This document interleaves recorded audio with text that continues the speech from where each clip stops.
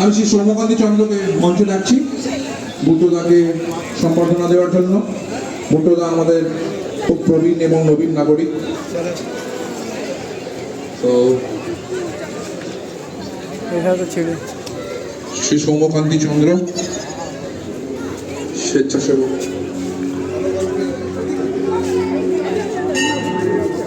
সম্বর্ধনা দিলেন जाते टाइम श्री